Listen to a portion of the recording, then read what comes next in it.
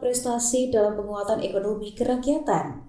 NTT disebut sebagai salah satu provinsi tercepat dalam mendorong pembentukan koperasi desa kelurahan merah putih secara nasional. Hingga saat ini sebanyak 83.000 koperasi telah mengantongi akta badan hukum dan NTT masuk dalam jajaran daerah dengan progres tercepat. Berikut informasi selengkapnya untuk Anda. Penutupan rapat anggota tahunan ke-15 tahun buku 2025 KSP TLM Indonesia menjadi sorotan dengan kehadiran Menteri Koperasi Republik Indonesia. Dalam kesempatan tersebut, Menteri Koperasi memberikan apresiasi kepada Nusa Tenggara Timur yang dinilai menunjukkan laju cepat dalam pembentukan koperasi desa kelurahan merah putih. Secara nasional hingga saat ini sebanyak 83.000 koperasi telah terbentuk dan memiliki legalitas badan hukum. Kehadiran badan hukum ini diharapkan mampu mendorong kepastian usaha, tata kelola yang baik, serta pengembangan koperasi secara berkelanjutan. Menteri Koperasi juga menegaskan koperasi memiliki peran penting sebagai instrumen peningkatan kesejahteraan masyarakat, khususnya di tingkat desa kelurahan. Melalui koperasi, masyarakat diharapkan semakin mudah mengakses permodalan, memperluas usaha, dan meningkatkan pendapatan.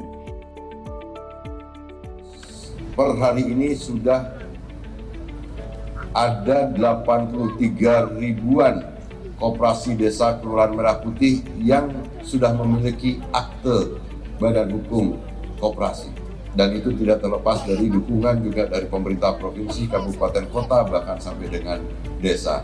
Dan NTT salah satu provinsi yang termasuk paling cepat untuk membentuk badan hukum koperasi desa kelurahan merah putih.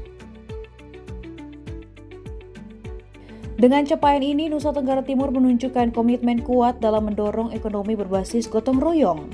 Kehadiran koperasi diharapkan mampu membuka peluang usaha, memperluas akses permodalan, dan meningkatkan kesejahteraan masyarakat hingga pelosok daerah. Dari Kupang, Asrof Salvi melaporkan untuk Timor TV.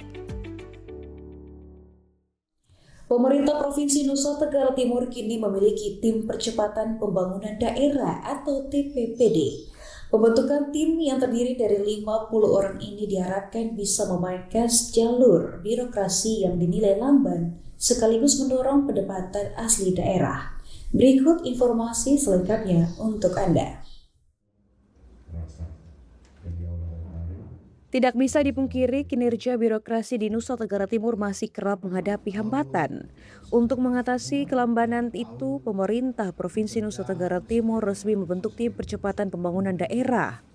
Tim yang beranggotakan 50 orang ini ditugaskan sebagai akselerator untuk menyelesaikan masalah-masalah krusial. Ada 5 bidang utama yang menjadi fokus, yakni akselerasi gagasan, penanggulangan kemiskinan, penguatan ekonomi kerakyatan, komunikasi pemerintahan, serta optimalisasi PAD yang diharapkan bisa berdampak langsung pada masyarakat, seperti halnya pajak kendaraan bermotor. Pahami bahwa birokrasi di negara kita itu belum top amat. Ya? Kalau sudah top amat, ini apa lagi? Tim ini, tim itu. Jadi inilah langkah-langkah untuk memainkan seni dalam memimpin supaya lebih mempercepat. Jadi saya tidak jawab lagi ini tumpang tindih, tidak. Ini bagaimana caranya hapus hambatan tak berdaya. Kira-kira intinya begitu.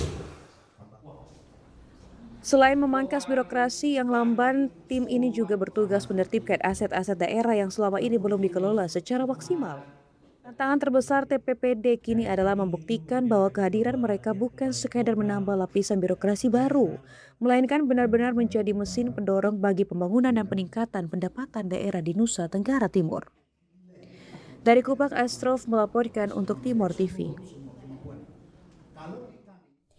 Pesona alam Gua Kristal di Desa Bolo, Kabupaten Kupang memang tak pernah membosankan. Namun, aksesnya yang terjal kadang membuat nyali wisatawan ciut. Menjawab keluhan ini, Polda Nusa Tenggara Timur turun tangan membangun jalan setapak dan tangga menuju dasar gua. Uniknya, pembangunan fasilitas ini tetap tunduk pada kearifan lokal warga setempat. Gua Kristal menyimpan daya tarik mata air bawah tanah yang sebening kaca. Namun di balik keindahannya ada perjuangan ekstra untuk menuju ke lokasinya. Sadar akan potensi besar yang terkendala infrastruktur, Polda NTT mengambil langkah cepat. Atas perintah langsung Kapolda, personil Dit Polarut diterjunkan untuk membersihkan jalur dan membuat jalan setapak. Tak hanya itu, tangga pun dibangun untuk mengurangi resiko terpeleset di medan yang curam. Tangga ini sengaja dibiarkan tanpa pegangan tangan. Ini bukan karena proyek yang belum rampung, melainkan bentuk penghargaan kepolisian terhadap kearifan lokal. Warga sekitar meminta agar pegangan tangga tidak dipasang karena tidak ingin menghilangkan kesan alami dari Gua Kristal. Pembangunan ini sendiri merupakan hasil kolaborasi bersama. Kami bekerja sama kemudian dengan masyarakat dan pemiliknya juga, dengan aparat desa juga, khususnya Direktorat Pol Air, kita membangun jalan akses masuk ke Gua Kristal. Termasuk kita juga membuat tangga. Jadi untuk keamanan. Kita harapkan dengan kunjungan kita ke sini, salah satu tujuan wisata yang ada di Kupang ini bisa lebih dikenal oleh masyarakat banyak. Dan tentunya juga nanti bisa meningkatkan perekonomian masyarakat sekitar, termasuk UMKM. Melihat langsung di lapangan, Kapolda NTT menyoroti kebutuhan lain yang tak kalah penting, yakni kenyamanan dan keselamatan wisatawan saat berenang. Kedepan pihaknya berencana membantu pembuatan kamar ganti serta menyediakan pelampung untuk keadaan darurat. Dengan harapan dengan kehadiran Polri di sini dan memberikan wujud nyata dengan memberikan bantuan infrastruktur seperti jalan, tangga, diharapkan destinasi di Gua Kristal ini semakin bisa dikenal oleh masyarakat.